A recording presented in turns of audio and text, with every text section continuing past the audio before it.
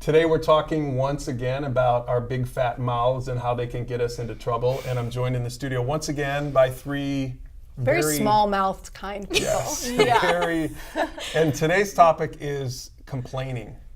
So raise your hand if you are a complainer, if you have a little complaining in you. That's me. Okay, I think all of us do. So here's the first thing really that I think we need to wrestle with. The first point for today is that complaining puts your focus in the wrong place. And I think a good example of this is the story in the wilderness.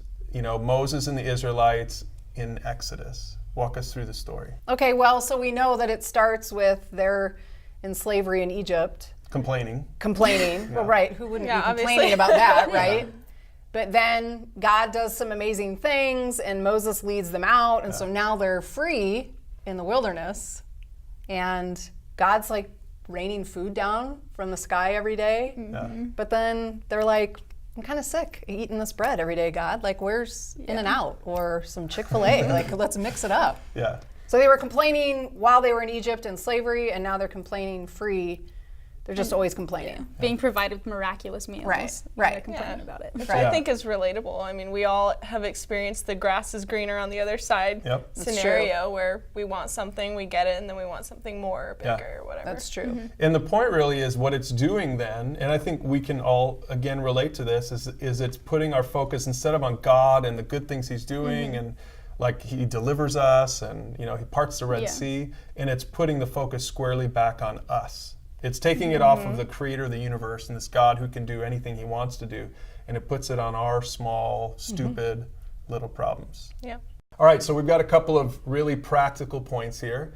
And the first one is this: if you can do something about your situation, stop complaining about it and just do it, right? So anyone have an example of that kind of a situation?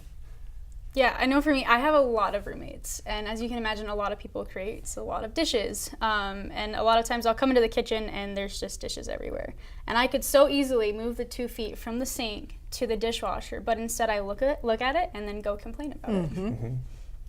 And so some things are just in our control. If you're watching this at home or with a small group, maybe you can make a list of things that are in control, that are in your circle of control. And those are things you don't have to over spiritualize. Just quit your griping, quit your complaining, and do something about it. Just Matt or Kaylee, just do the dishes, okay?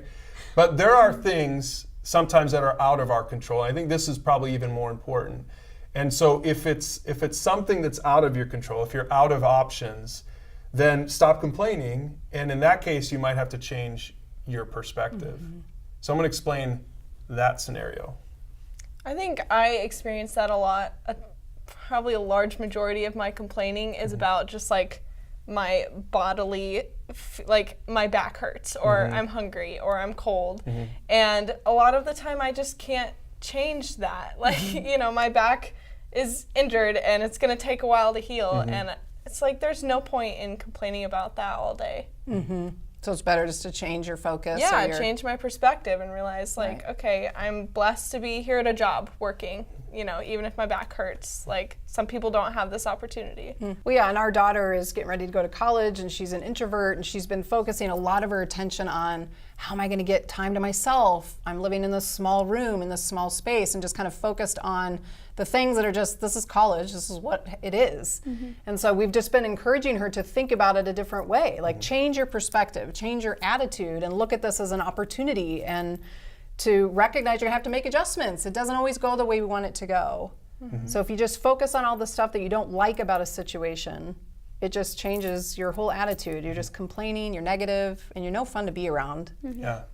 The Apostle Paul is a great example of this. In Philippians 2, he says this: "But I will rejoice even if I lose my life, pouring it out like a liquid offering to God." And so what Paul's talking about there, he's writing to the church at Philippi, and he's saying, hey, I recognize I'm probably going to die for my faith.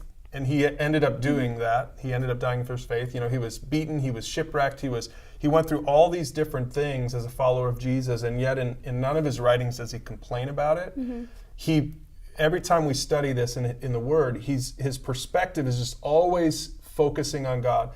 The opposite of what the Israelites were doing. They're focusing on their situation and therefore complaining, but the Apostle Paul focused on the bigger picture and was able to, because he changed his perspective, he was really able to be thankful. And that's really what that last point is, that if we choose thankfulness, then we're proving to the people around us that God is worth following.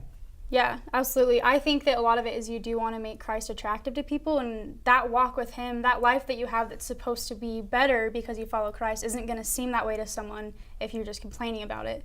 And I think a really good example of this was my mom. My mom, when I was in high school, she battled cancer for 3 years. She ended up passing away, but in those 3 years, I think I heard her complain maybe 3 times. Wow. She would always say to us, what's the point in wasting the time I have left to complain? That's not going to get you anywhere. It's not going to take away the illness. It's not going to make it any easier. It's just going to make people look at that and think, oh, well, why would you waste your time doing that, you know? And by the way, because of your mom and her attitude, drew many people to Jesus. Absolutely. She was it's just wonderful. just stories like that are just such an awesome testament to the power that Christ has to change your perspective on life, because that's really the only way that you can do that. That's the only way you can change that perspective is through Christ.